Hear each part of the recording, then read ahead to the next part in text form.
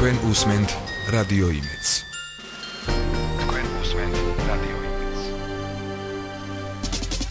გადაცემა შეიცავს კომერციულ ინფორმაციას.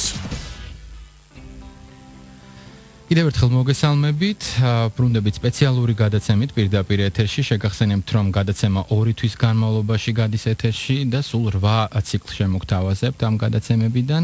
დღეს კი ჩვენ შეზღუდული შესაძლებლობების მქონე პირთა პროფესიულ განათლებასა და დასაქმებაზე ვისაუბრებთ. პროექტს ევროკავშირის ფინანსური მხარდაჭერით განათლების განვითარებისა და დასაქმების ცენტრი, თელავის განათლების განვითარებისა და დასაქმების ცენტრთან და ICBL-თან პარტნიორობით ახორციელებს. გადაცემის სტუმარს წარგიდგენთ სტუდიაში მაია წულაძე, საქართველოს განათლებისა და მეცნიერების სამინისტროს ინკლუზიური განათლების განვითარების სამმართველოს პროგრამის ინკლუზიური განათლების დანერგვის ხელშეწყობა პროფესიული და უმაღლესი განათლების საფეხურზე კოორდინატორი.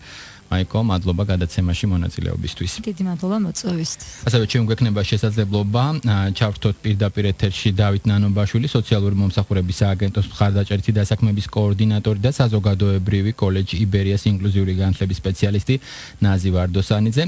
მაია, როდესაც საუბარს ვიწყებთ პროფესიულ განათლებაზე და ამ შეზღუდული შესაძლებლობების მქონე ადამიანების დასაქმებაზე, მე მგონი ხვდებით, რომ ჩვენ უნდა დავიწყოთ საუბარი ინკლუზიური განათლების დანერგვაზე ჩვენს ქვეყანაში.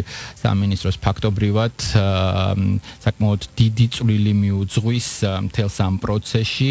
ის არის ყველაზე ესეთი სერიოზული ინსტიტუცია, რომელიც მხარს უჭერს და ახორციელებს ჩვენს ქვეყანაში ამ პროგრამას. მე მინდა ვთქვათ, მცირეოდენი ექსკურსი გავაკეთოთ, როდის მოხდა ამ განათლების დანერგვა ჩვენს ქვეყანაში, როგორ მიდის სიტუაცია დღეს, როგორ აფასებთ ვთქვათ არსებულ რეალობებს და შემდეგ უკვე ვილაპარაკოთ იმ გამოწვევებზე, რომელიც ასევე მოსაგვარებელი გვაქვს. მადლობ. პირველ რიგში, როდესაც ინკლუზიურ განათლებაზე ვსაუბრობთ, ალბათ ხაზი უნდა გავუსვათ, რომ აქ გულისხმობთ ხელმისაწვდომ და ხარისხიან განათლებას ყველასათვის. ეს არ არის მარტო სხვადასხვა ჯგუფებისთვის, თქვათ, როგორიც არის შეზღუდული შესაძლებლობის მქონე პირების საგანმანათლებლო საჭიროების.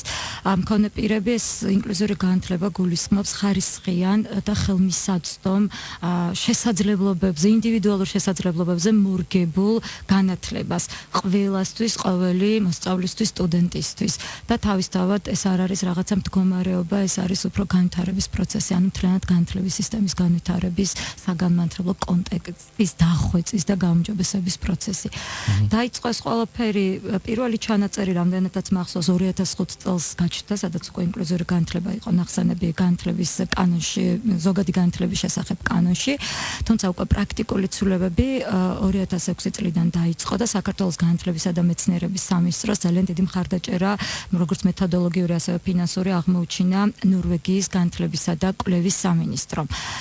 პირველი 3 წელი იყო პილოტირება თბილისში, 10 სკოლა იყო შერჩეული, შემდგომ უკვე რეგიონებში გავრცელდა 2009 წლიდან თუ არ ვცდები და 2013 წლიდან უკვე დაიწყო ინკლუზიური განათლების დანერგვის ხელშეწყობა პროფესიული განათლების საფეხურზე.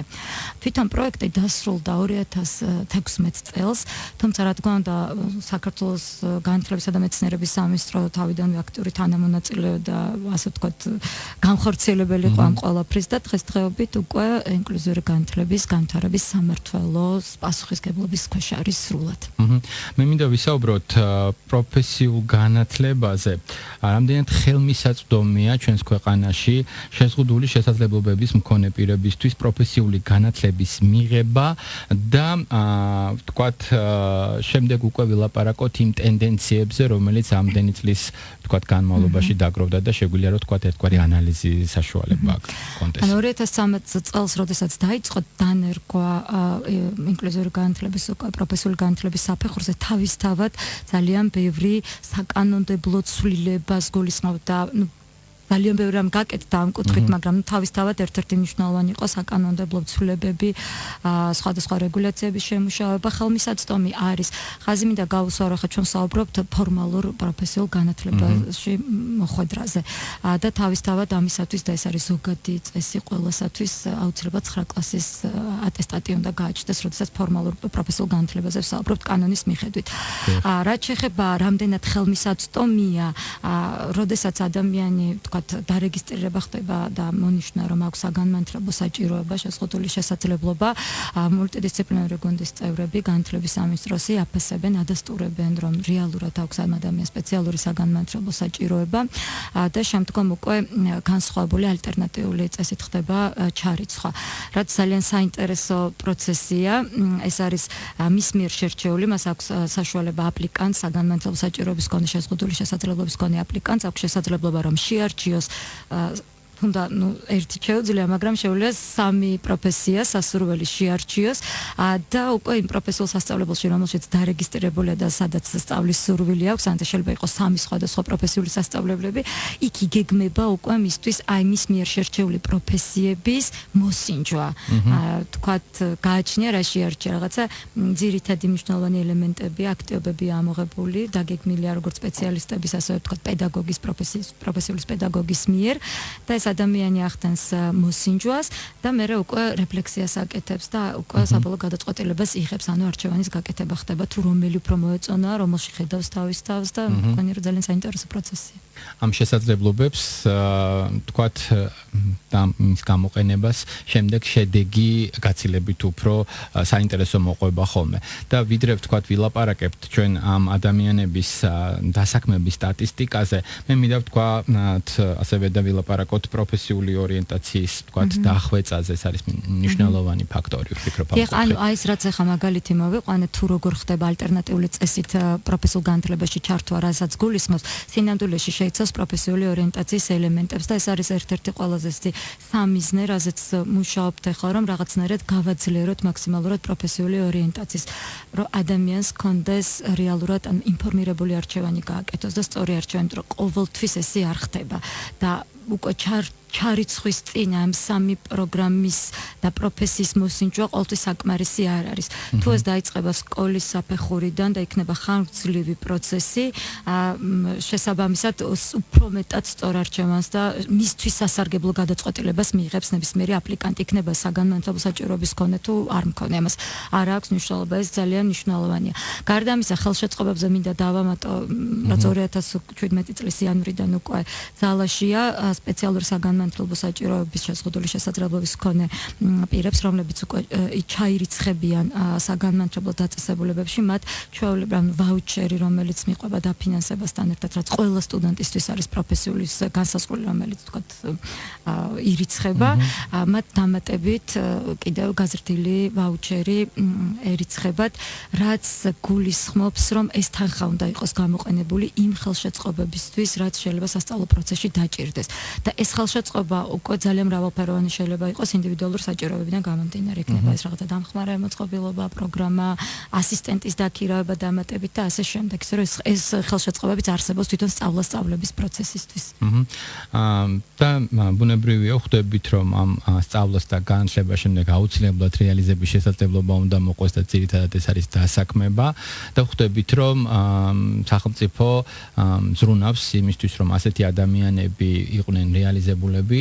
ჩვენ გვაქვს შესაძლებლობა პირდაპირ ეთერში სოციალური მომსახურების აგენტოს მხარდაჭერითი დასაქმების კოორდინატორ დავით ნანობაშვილს გავესაუბროთ, მე მასთან მქონდა ერთხელ ერთ-ერთ ეთერში შეხება და მან ისაუბრა, რომ სახელმწიფო განსაკუთრებულ ასე ვთქვათ მხარდაჭერას აცხადებს ამ მიმართულებით, იმიტომ რომ ადამიანები, რომლებიც გადაწყვეტენ, რომ სწორედ მათ კომპანიებში, კერძო სექტორზე საუბარი დაასაქმონ შეზღუდული შესაძლებლობის მქონე პირები, ეს მხარდაჭერა მათ ფინანსური მხარდაჭერა რასაკვირველია აქვთ.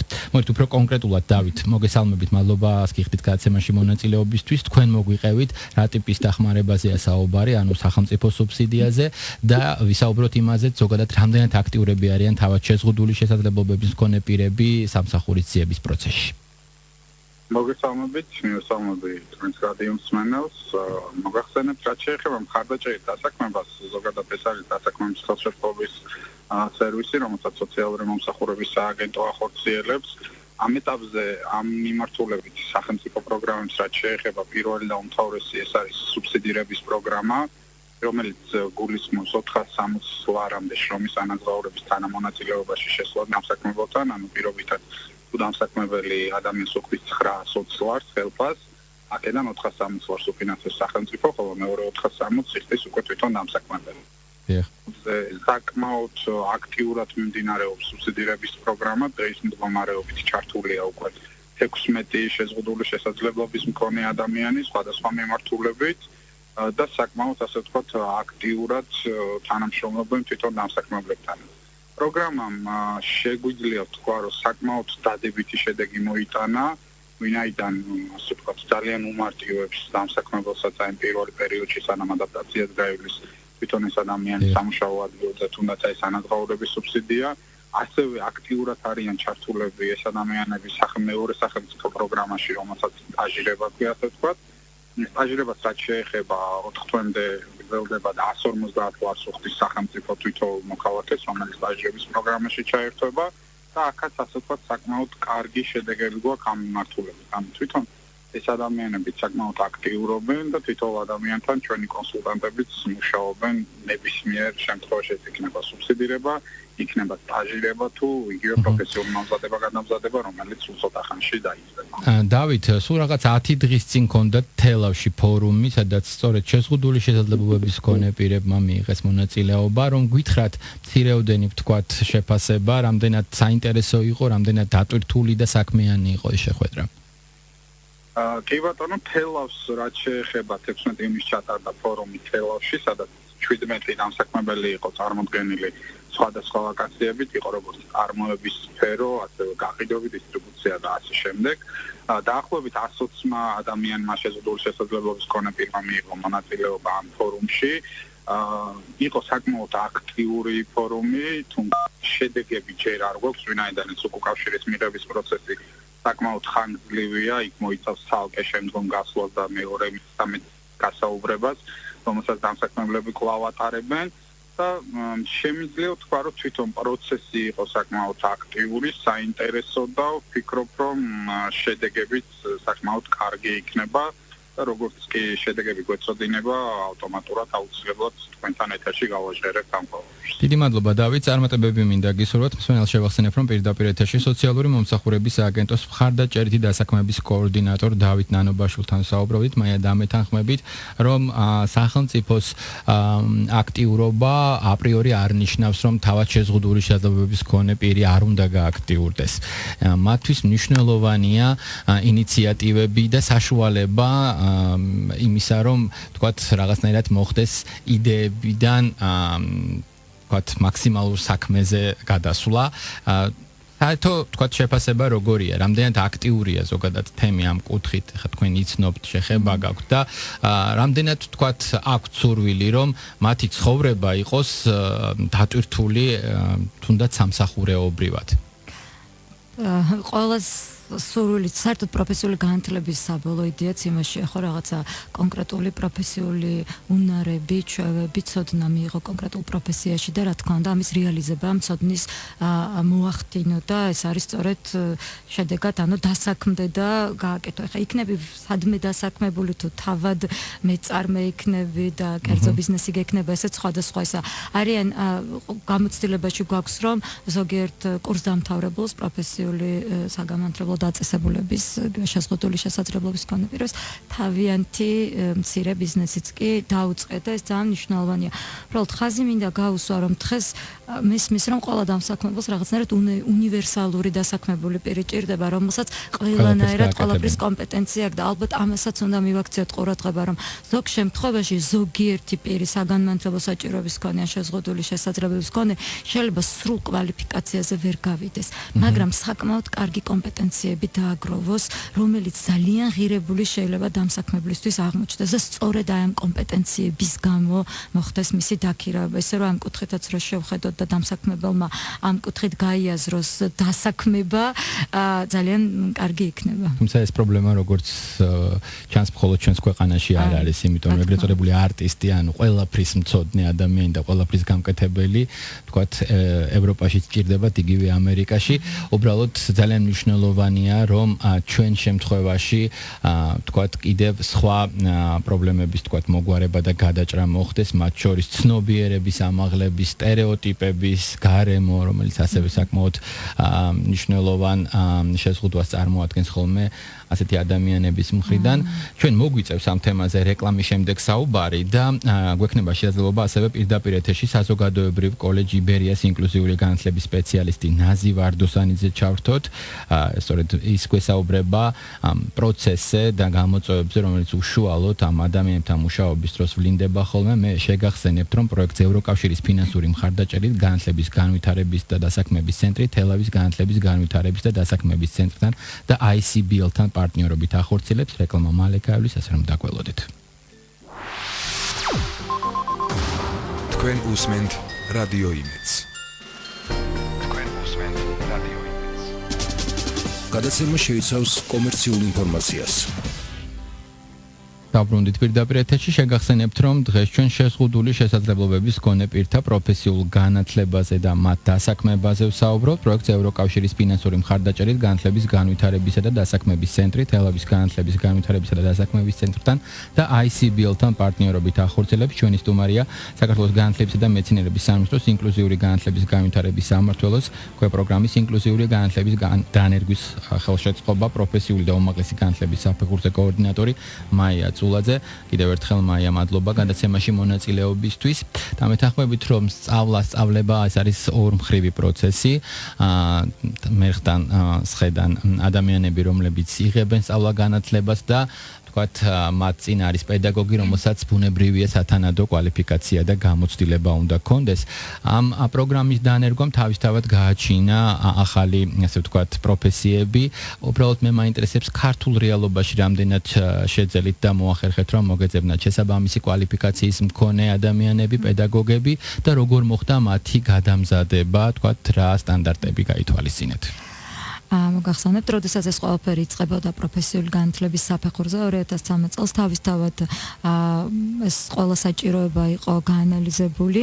ერთი რომ თვითონ პროფესიული პედაგოგები, ისევ ის პედაგოგები არიან, ვინც ჩვეულებრივად თავის კონკრეტული პროფესიის, ასე ვთქვათ, სპეციალისტები არიან და ვინც ასწავლიდა, უბრალოდ რა თქმა უნდა მოხდა მათი გაძლიერება და სხვადასხვა ტრენინგ კურსი გაიარეს, ჩაუტარდათ და ეხლა მიმდინარე პროცესია პერიოდულად მასწავლებლის სახლია ჩართული და სხვადასხვა ტრენინგებს თავაზობს, მაგრამ ძალიან მნიშვნელოვანი იყო ასევე დამატებითი სპეციალისტების ხარდაჭერი რესურსის გაჩენა და მაშინ გაჩნდეს ორი ახალი პოზიცია, ინკლუზიური განათლების სპეციალისტი და ასისტენტი.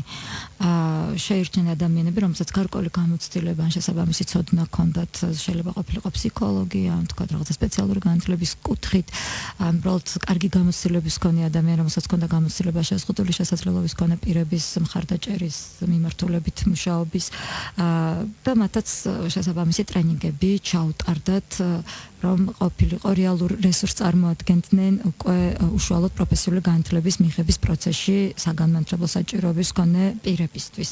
ამდენად იყო დაინტერესება? ძალიან მაღალი იყო.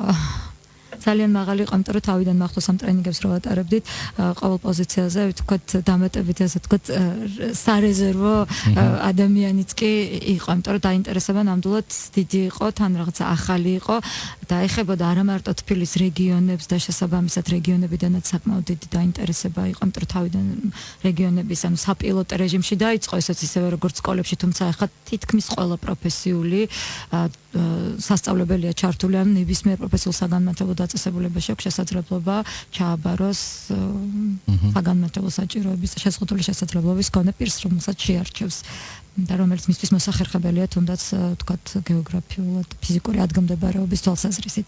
რომ ეს პოზიციები ძალიან ბევრ პროფესიულ სასწავლებელში არსებობს უკვე, თუმცა დამატებით პროფესიული დაწესებულებები ქირაობენ, შეიძლება სტატგარეშე ხელშეკრულებით იყოს დაქირავებული კიდე სხვა სპეციალისტებს და დამხმარე, ასე ვთქვათ, ადამიანურ და პროფესიულ რესურსს. თუმცა ეს ორი პოზიცია, ინკლუზიური განათლების სპეციალისტი და ასისტენტი, თავიდანვე, როგორც კი ეს პროექტი პროექტი დაიწყო, ასე ვთქვათ, ძალიან ბევრია ადამიანი, რომელსაც ვთქვათ ოჯახში ყავს წევრი შეზღუდული შესაძლებლობების მქონე პირი და სწორედ ეს ადამიანია ვთქვათ, მთავარი мотиваტორი ამ ვთქვათ სიოს დაბერვის ამ პროცესში და თავად ისინი იღებენ ხოლმე ვთქვათ ამ გადაწყვეტილებას, რომ ამ მიმართულებით იმუშაონ და ძალიან კარგ შედეგზე გავდივართ ხოლმე. ჩვენ ახლა საშუალება გვაქვს რომ პირდაპირ ეთერში ჩავთოთ საზოგადოებრივი კოლეჯი იბერიას ინკლუზიური განათლების სპეციალისტი ნაზი ვარდუსანიძე. ნაზი, მოგესალმებით, მადლობას გიხდით გადაცემაში მონაწილეობისთვის. მე მინდა ვისაუბროთ სწავლების პროცესში უშუალოდ თქვენს როლზე და გვითხრათ როგორც ინკლუზიური განათლების სპეციალისტი, როგორია თქვენი სამუშაო გარემო და სიტუაცია, ვთქვათ. და შემდეგ გამოწვევებზეც ვისაუბროთ, ინკლუზიური განათლების სპეციალისტები და სპეციალური საგანმანათლებლო საჭიროების ასისტენტი, როგორც კი დაიწყო ეს პროექტი, ინკლუზიური პირველად იყო 6 კოლეჯში საქართველოში, მაშინვე ჩაერთვნენ ეს სპეციალისტები და ანუ ინკლუზიური განათლების სპეციალისტი ძირითადად უფრო აკეთებს სასწავლო პროგრამების და სასწავლო გარემოსთან დაკავშირებულ, თქვათ, ბარიერებს, რაც ხდება შეზღუდული შესაძლებლობებით მქონე ადამიანს, მაგის ადაპტირებას, მორგებას, თქვათ, თუ რაღაცა სასწავლო პროცესში არის სირთულეები, თქვათ, გასააკეთებელი ან თქვათ სასწავლო ტესტი ღია არის და უნდა მოხდეს მისი დახურვა, ან შრიფტია გასაზრდელი, ან სმენის დაღოვის, ან სმენის არ მქონე ადამიანისთვის რაღაც ადაპტაციებია მოსაფიქრებელი, მაგასთან დაკავშირებით და ასევე სასწავლო პროგრამებში რა სირთულეებს აწყდება თითოეული სტუდენტი და როგორ უნდა შედგეს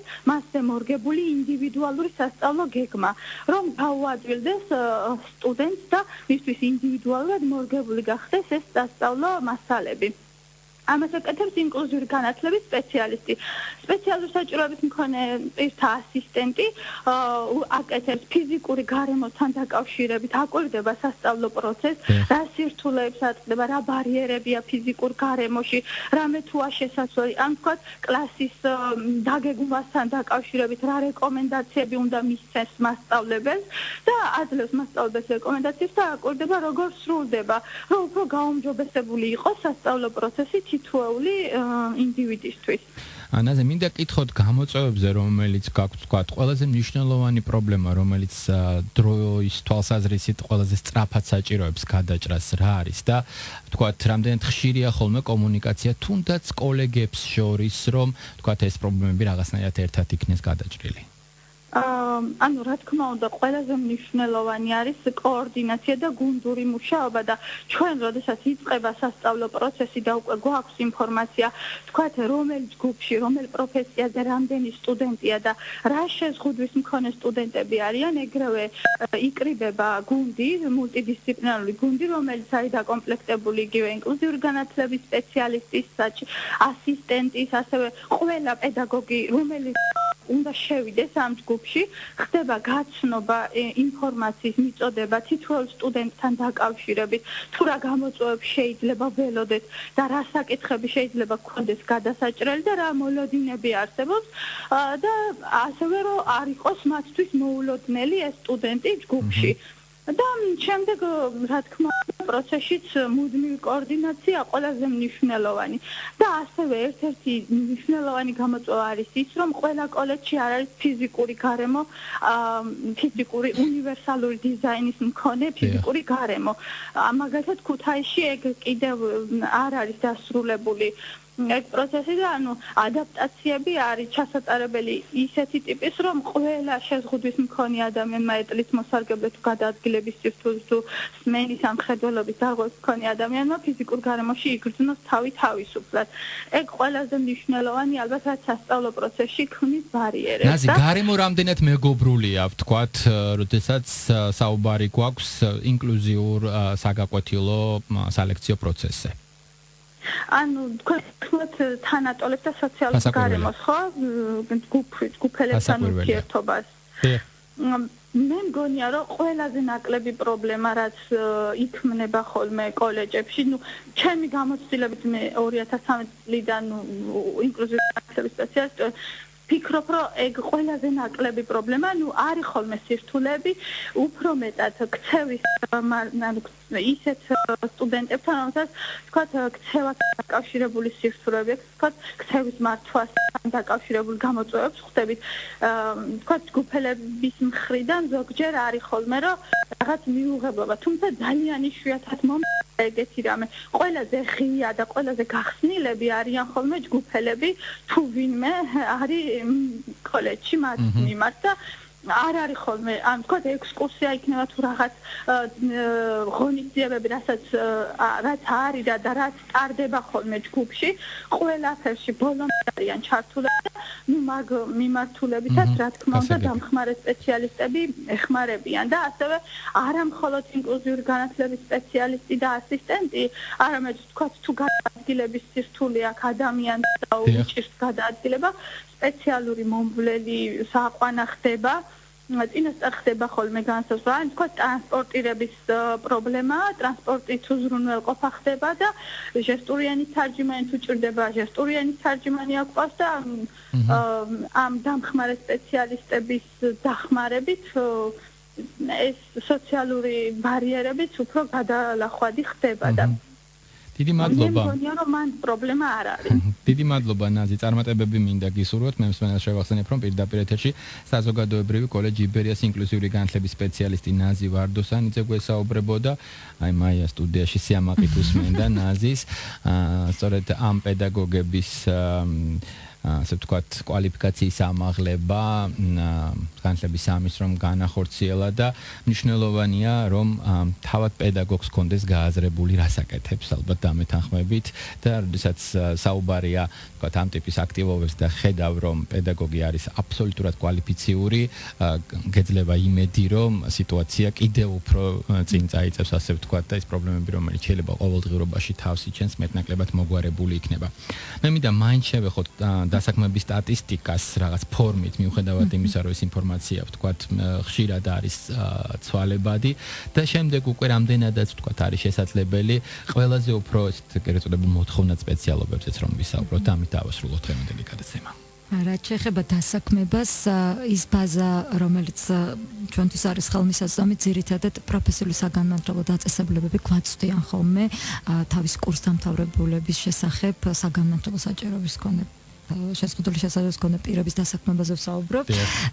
ინფორმაციას თუ ვინ დასაქმდა და რა თქმა უნდა ეს ინფორმაცია სრულად ისეთი ზუსტი და აბსოლუტური ვერ იქნება, იმიტომ რომ არ ვიცით მე ვთქვათ ერთ წლის ვინც ვთქვათ უშუალოდ სწავლის დასრულების დროს არ დასაქმდა, არ ვიცით მე როდის დასაქმდა, როგორ დასაქმდა, ან თუნდაც ის ვინც დასაქმდა ახალი დასრულებული როცა ქონდა პროფესიული განათლება, რამდენად შენარჩუნდა ეს ადგილი.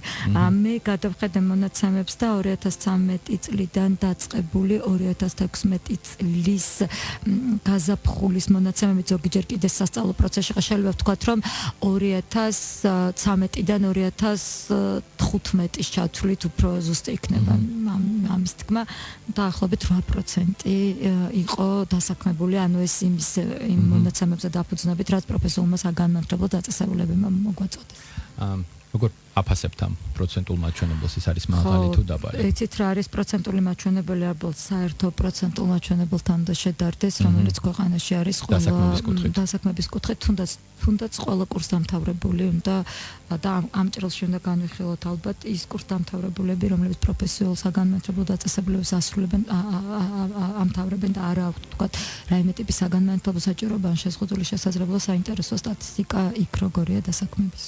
და საცაქმდებია ყველაზე უფრო ხშირად, ანუ ეგრეთ წოდებულ მოთხოვნად სპეციალობებზე განსხვავებულ ადგილებში რამდენადაც ზოგან მინიშნებული იყო, ზოგან უმეტეს შემთხვევაში არ იყო მითითებული დასაქმების ადგილი, თუმცა ეს რადგან ეს ინფორმაცია რადგან პროფესიულ საგანმანათლებლო დაწესებულებებს ჰქონდა მოწოდებული, ძირითადად მაინც იმავე პროფესიასთან იყო კავშირში, რა პროფესიაც დაასრულეს.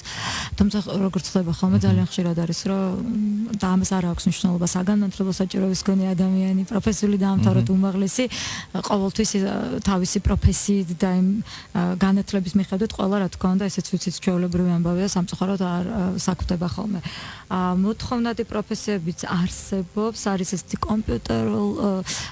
კომპიუტერს რაც ეხება საკმაოდ მოთხოვნადია ხოლმე. ასევე ძალიან მოთხოვნადია მზარეულის პროფესია დღესდღეობით. ერთადად ეს იკვეთება ეს ორი პროფესია, რომელიც და ის სულ ორი სიტყვით რომ შემიფასოთ ინკლუზიური განათლება პროფესიულ სასწავლებლებში. როგორია დღეს რეფლექსია რომ გამოლოდინები გვაქვს.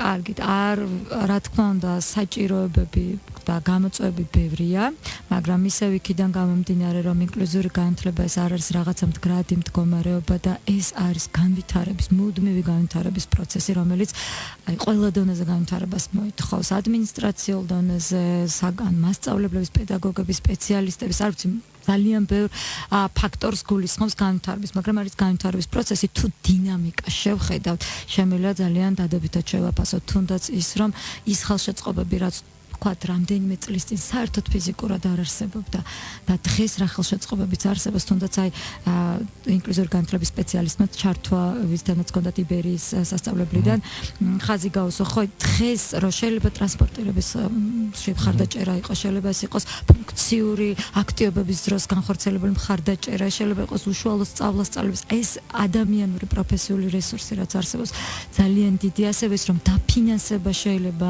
გაზრდილი მიიღოს, ესეც ძალიან მნიშვნელოვანი მხარდაჭერაა, იმიტომ რომ ბევრ რაღაცას რა თქმა უნდა ჭირდება ხოლმე, ვთქვათ, ეს ფინანსური მხარდაჭერა და თვითონ ალბათ დამოკიდებულება და ალბათ პროფესიონალიზმი, იმიტომ რომ კიდევ ერთხელ ინკლუზიური განათლება არ არის მარტო საგანმანათლებლო საჭიროების მქონე პირებისთვის განათლება, ეს არის ყოველი მოსწავლისთვის და თუ ისე პროფესიულს დავუბრუნდებით, თუმცა იგივე სკოლაზე შეგვიძლია ზოგად განათლებაზე ვისაუბროთ.